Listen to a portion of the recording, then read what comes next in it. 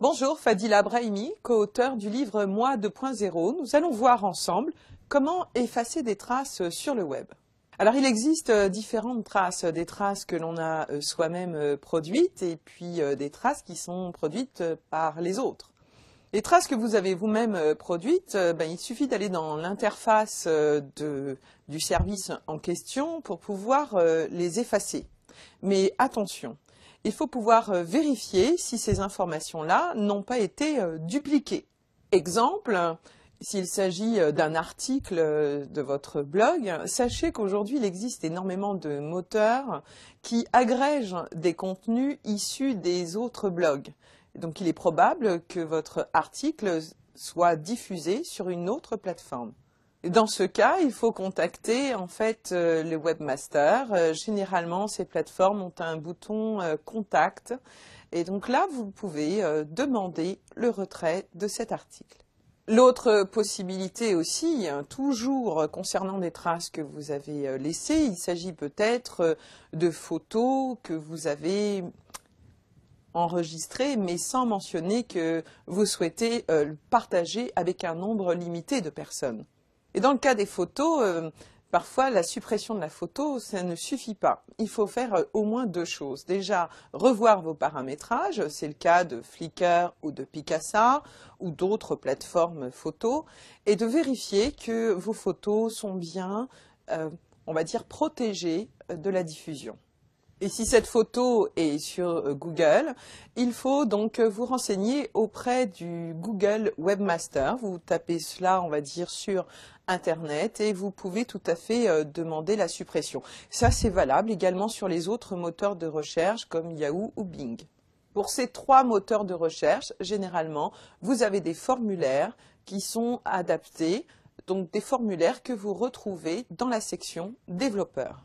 Concernant des traces qui n'ont pas été produites par vous mais par des tiers, il faut d'abord savoir pourquoi vous voulez les supprimer. Car vous ne pouvez supprimer des traces que si ces traces en fait parlent de vous et vous offensent. Ou bien il s'agit de propos qui portent atteinte à des droits fondamentaux de l'homme, comme des propos racistes ou qui mènent, on va dire, la guerre contre une communauté en particulier.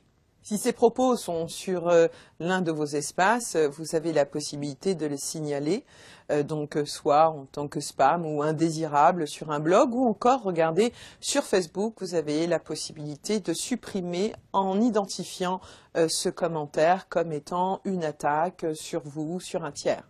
Cette information vous sera demandée par la plateforme. Regardez Facebook. Si vous cliquez sur une croix, une fenêtre apparaîtra et vous demandera de spécifier la raison de votre demande de suppression.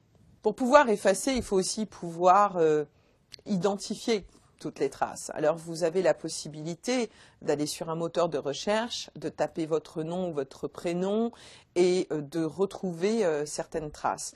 Mais vous pouvez aussi utiliser un outil qui est de plus en plus en vogue aujourd'hui, ce sont les moteurs de recherche de personnes.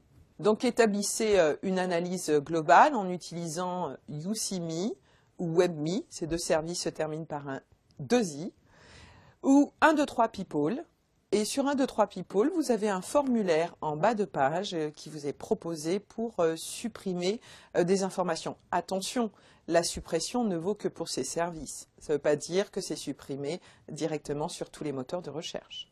Et lorsque vous n'avez pas du tout accès en fait à un module de suppression, il faut faire appel à l'hébergeur et au webmaster. Premièrement, le webmaster, comment le contacter? Généralement, vous avez un bouton contact sur un site et si vous ne le trouvez pas, rendez-vous sur un site que je vais citer, WHOIS, pour vérifier les coordonnées du webmaster. Sur ce site, à l'aide de l'URL, vous aurez donc les informations, qui a acheté, en tout cas qui est propriétaire du nom de domaine. Je vous conseille également de vous rendre sur le site de la CNIL, CNIL. Ce site regorge de conseils mais d'outils de diagnostic pour justement protéger vos données personnelles, mais également vous délivrer, je dirais, toute la procédure pour effacer des données. Voilà, j'espère que vous en savez un peu plus sur comment supprimer des traces et je vous dis à très bientôt.